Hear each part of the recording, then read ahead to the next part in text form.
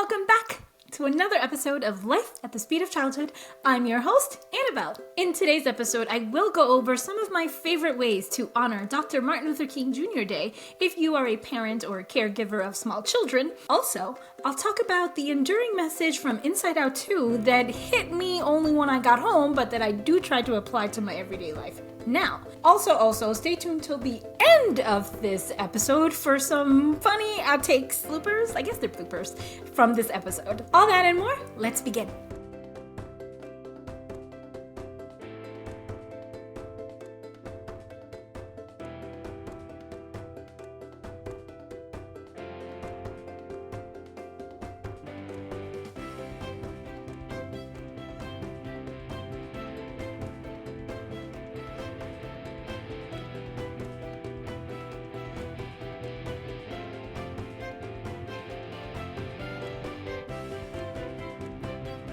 Alright everyone, it's time for our daily share. In this portion of the show, I usually like to share with all of you something that's going on in my personal life that is either on the top of my mind or that I think you might find interesting or just something I wanted to talk about.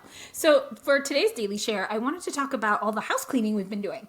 In one of these cleaning episodes, our little one calls out to us for no one to go in the family room. And of course, immediately, my husband and I are like, what? And so I run downstairs and I'm like, why? Why can't we go in the family room? And so she's like, because she mopped the floors. She mopped the floors, everyone. She took her little Melissa and Doug toy mop and she filled a little bucket of water and mopped the floor in the family room, and it was really wet, and she was really proud of her work. So in my mind, I'm like, oh my goodness, these floors are really wet. And on the other hand, I'm also like, but she's so proud of herself and happy and has been trying to contribute, and I want to support the spirit of helping out, but also, holy moly, these floors need to be dried now, so let's dry it together. Anyway, she was so like earnest and just happy and was all like, did I do a good job? Did I do a good job? I cleaned the floors, look. And so of course I gave her you did a good job.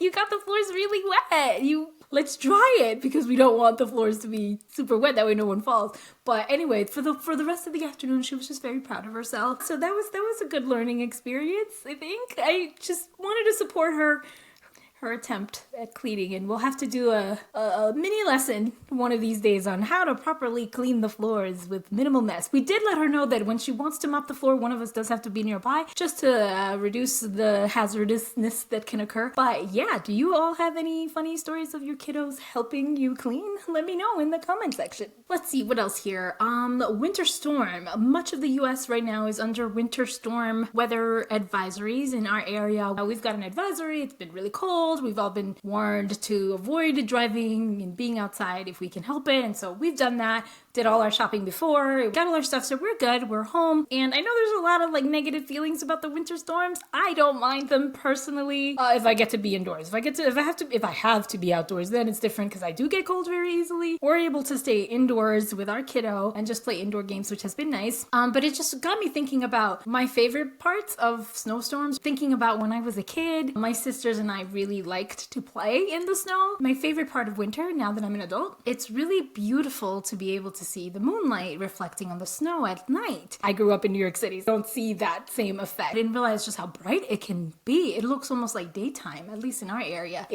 Everything looks so beautiful and peaceful and calm, and it just, every chance I get now when we do have winter storms, we get to, try to enjoy them while we have them. I do like to sit by the window, just look out at how beautiful and bright it looks outside. I want to know, what are some of your favorite winter storm memories or experiences or activities, things that you love about winter storms? Let me know in the comment section. Next up, some tips for honoring Dr. Martin Luther King Jr. Day if you are a parent or caregiver of small children. All right, life at the speed of childhood.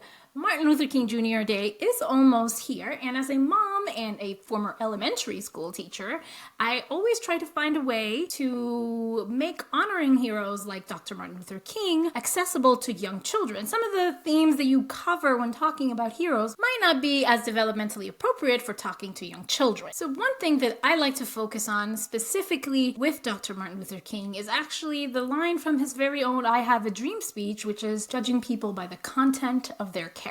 And so when talking about Dr. Martin Luther King with my little one, I first started with drawing a little timeline just on a piece of paper where I marked her birthday on the timeline, the year that she was born, and then proceeded backwards on the timeline to mark my sister's birthdays, her aunties that she loves very much and loves talking about very much, and then talking about when I was born on the timeline and just putting a little tick for the year I was born and a little tick for the year that my husband was born, and also a tick for the grandparents so that she can kind of get a context of when we're talking about. And then a tick, left a lot of space, and then a tick for 1929, which is when Dr. King was born. And then just talking about how in this time period, talking about these were some of the views that people wrongfully had. And always relating it to you and I, we know that you can't tell if a person is good or bad just by looking at them. You can't tell if they're smart or not by just looking at them. You can't tell if they're kind or mean by just looking at them. The way that we can tell what someone's like is by actually talking to them, getting to know them, getting to know what's here in their minds and what's here in their hearts, and also listening to what they say and also how they act and how they behave. So explaining that, but then talking about how in 1929,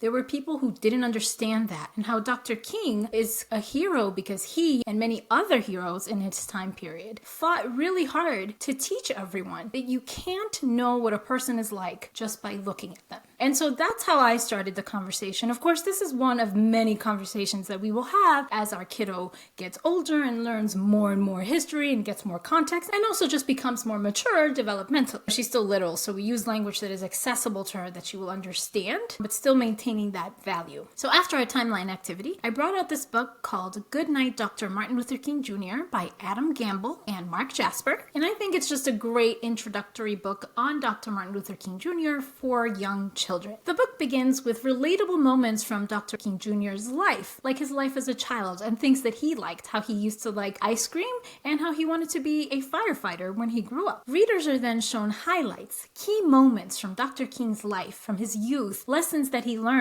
that would go on to shape his world's view and that would contribute to his civil rights advocacy and legacy. Another wonderful book, and this one is for slightly older kids because it actually includes Dr. King's speech, is I Have a Dream by Kadir Nelson. Kadir Nelson beautifully illustrates Dr. Martin Luther King's historic and timelessly inspirational speech. I love the way that Nelson breaks up the parts of the speech and illustrates each part with some beautiful, powerful images. The words are broken up on each page just enough so that it's easier for young children to digest, and that highlights key parts of the I Have a Dream speech. What are some of your favorite books about Dr. Martin Luther King, and are any of them ones that you would recommend for young children? And what are some ways that you discuss Dr. Martin Luther King Jr. with your children or the children in your life? Let me know in the comment section below. Another great way to observe Dr. Martin Luther King Jr. Day is to support Black authors. Whether you're borrowing the books from your local library or you're buying them from a local bookshop or online retailer, not only will you be supporting the dreams of a Black author to be able to make a livelihood from their stories, you will also be exposing your kiddo to beautiful, diverse stories from different perspectives. We all know how powerful books can be, how much of an impact they have on our development and our childhood. I know I remember my favorite books from when I was a kid. So if you haven't already, consider adding more books to your library written by Black authors. And on that note, here's a list of some of the books that we're currently reading or that we've read in the past or that we just really, really enjoy. All these books were written by Black authors, so in no particular order, here we go. We Could Fly by Pulitzer and Grammy Award-winning musician Rhiannon Giddens. A book full of beautiful, lovely imagery, metaphors, and that desire in all of us to soar, to fly. Mermaid and Pirate by Tracy Baptiste. A funny book about two unlikely friends and how they learn to connect with each other, bridge the mermaid-pirate language gap, and even help each other along the way. Mermaid Princesses by Maya Cameron Gordon. Three mermaid princess sisters discover the strengths that will make a good leader for their realm. Off to See the Sea by Nikki Grimes. A lovely bath time book for imaginative littles.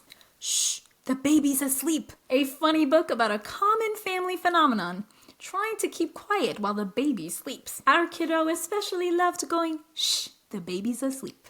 And rounding out the list here, Glow and Bloom both written by the same author, Ruth Foreman. Glow is a book about the sweet, relatable small moments in a young boy's life. And bloom, just like the different flowers in a garden, everyone can bloom, and so can you. My question for all of you is, what are some of the books that you're reading to your kiddos right now? Let me know in the comment section down below. All right, everyone, now it's time for Life at the Speed of Wellness. I mentioned at the beginning of this episode that I saw Inside Out 2, and I loved it. I thought it was a really great sequel. I thought it was a great movie. Kiddo also really enjoyed it. But it wasn't until later at night that I realized the significance of that end scene with Riley. So I'm talking about the scene where just right after the emotions come back and they're trying to restore Riley's sense of self, right? And Riley has had this meltdown and she's not doing great. But there's a moment where she pauses, she looks at the sun, she lets the sun warm her up. And then the console starts to kind of glow and seems to be pulling joy towards it. And then sadness reveals Riley wants you. And this is huge. We've actually never seen that happen with Riley. All the other times, the emotions were just kind of jumping in automatically.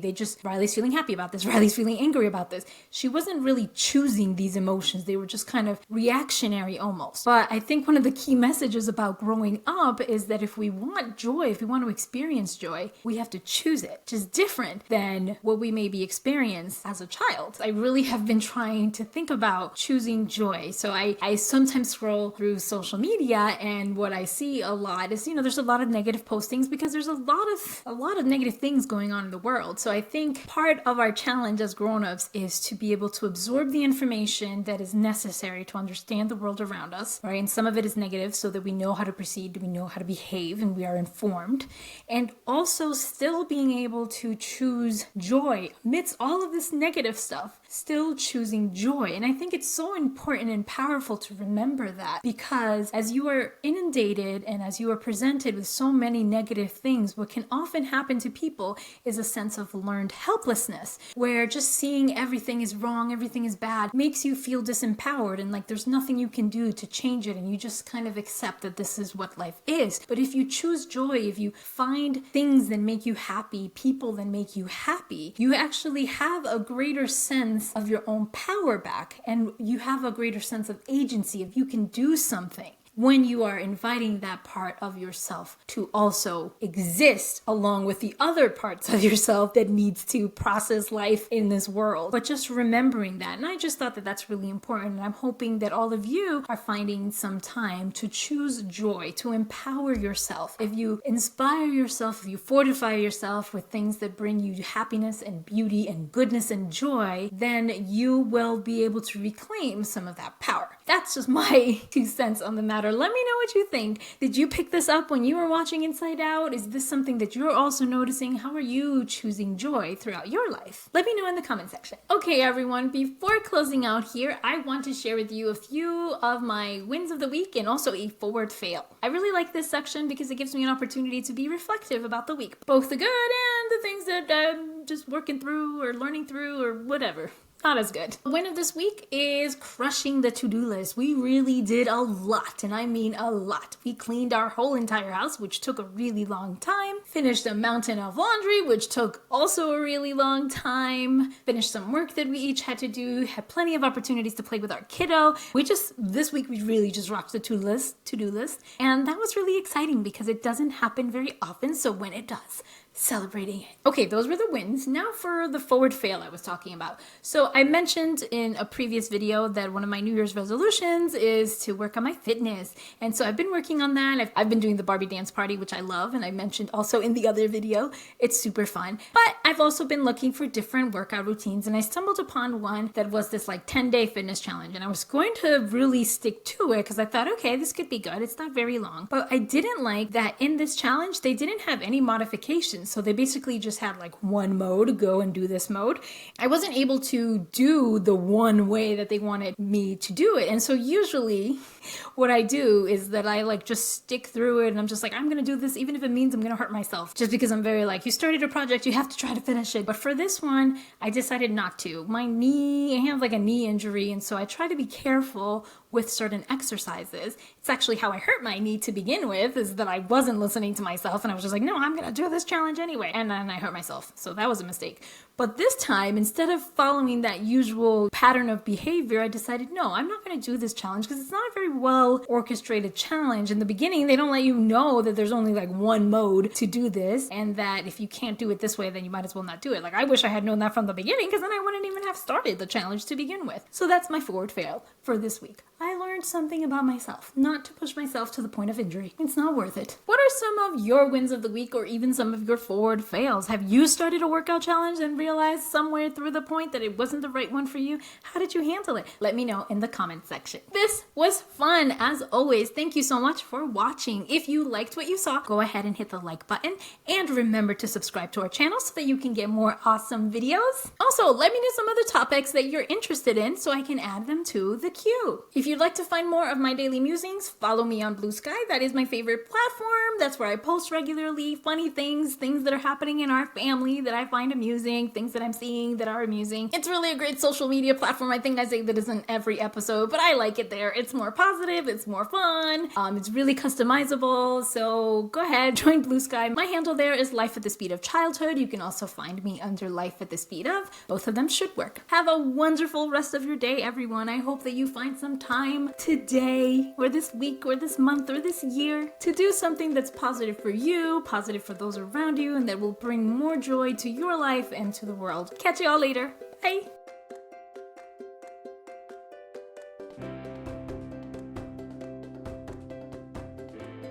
Are you still here? Yes, you remembered. I said there was going to be an outro section with some bloopers, so here it is. Thanks for sticking all the way to the end and remembering. Well done. So when I'm mid-recording, hubby walks in with this giant plate of tacos that he made, and he's like, it's dinner time. I was taking a really long time recording, and so he brings me this plate of food. And usually what we do in our family is we'll take turns like cooking, and we'll also take turns watching our kiddo when the other one of us is working on like a personal project. So when hubby is working on a personal project, I'll watch our little kiddo, and then when I'm working on a personal project, he'll watch her, so that way she's getting, one-on-one attention, and we're each able to still do our own little project. So in this episode of Life at the Speed of Childhood, I had been taking a long time to make this episode, and so hubby brings me a plate of really delicious food, and I'm so excited he did, because I was so hungry. And he's all like, your food's gonna get cold. Your food always gets cold because you're always running around doing a million things. Please eat. And so I was just like, okay, I'm gonna eat, because it's gonna take me a long time to finish. And so I'm eating this food, and it's delicious, and I'm loving it. But then I realized I'm gonna get myself dirty. If I drop something on my shirt, I'm gonna have to change my outfit and then start all of this all over again. So I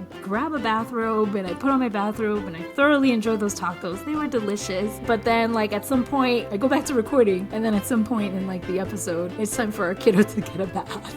And so you might hear her in some of the audio. I don't know if you can hear her, but she's back there. This is Life at the Speed of Childhood. This is what happened. I love it. It's great. Just have to have a good sense of humor, and I'm glad. Hubby is really wonderful, and I think we do really great teamwork together, and our kiddo was really great too. She was having fun playing, and so yeah, thanks for sticking to the end, everyone.